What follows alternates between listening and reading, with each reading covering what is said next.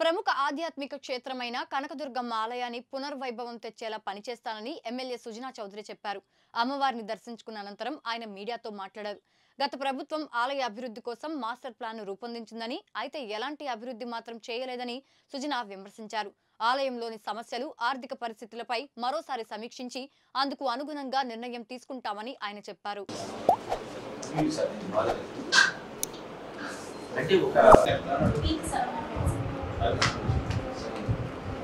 Still it is దాని concept మళ్ళీ float చేయాల్సి సార్ టెండర్స్ ప్లానింగ్ దాకా చేయాలి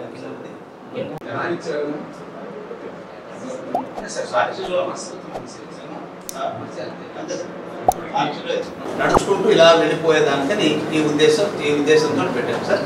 ఆ లాస్ట్లో కనిపిస్తున్నటువంటి పెద్ద బిల్డింగ్ అది ఇది ఇక్కడ అన్నదానం బిల్డింగ్ వస్తుంది సార్. ఇక్కడ అన్నప్రసాదం వెళ్ళడానికని ఫెసిలిటీస్ ఇస్తూ పెట్టాను సార్. ఈరోజు దుర్గమ్మ తల్లి దర్శనం చేసుకున్నాక ఈవో రామారావు గారి ఆధ్వర్యంలో వాళ్ళ ఇంజనీర్స్ వాళ్ళ స్టాఫ్ అందరితో కలిసి వాళ్ళ యొక్క పరిస్థితి ఏమిటి, మౌలిక సదుపాయాల సమస్యలు ఏమిటి, భక్తులకు ఏమేమి సమస్యలు ఉన్నాయి, తర్వాత ఈ భక్తులు రావటం వలన ట్రాఫిక్ సమస్యలు కూడా చాలా ఎక్కువగా ఉన్నాయని చెప్పి నా నోటీసులోకి వచ్చింది.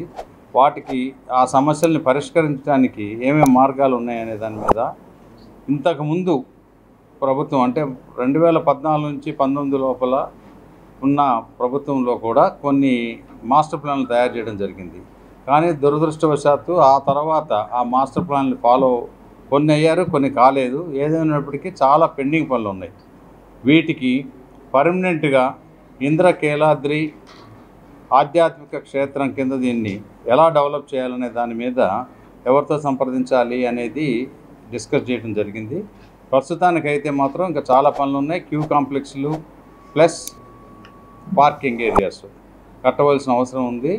మళ్ళీ ఇంకొక రోజు ఫైనాన్షియల్ రివ్యూ చేసి ఓవరాల్ పరిస్థితి చూసి ఎండోమెంట్ మంత్రి గారితో కూడా మాట్లాడి దీన్ని ముందుకు ఎలా తీసుకెళ్లాలనేది ఆలోచిస్తాం. ఏదైనప్పటికీ కనకదుర్గమ్మ దర్శనానికి వస్తున్న భక్తులు ఇంకా కొంతకాలం ఓపిక పట్టి డెఫినెట్గా కొన్ని ఇబ్బందులు ఉంటాయి.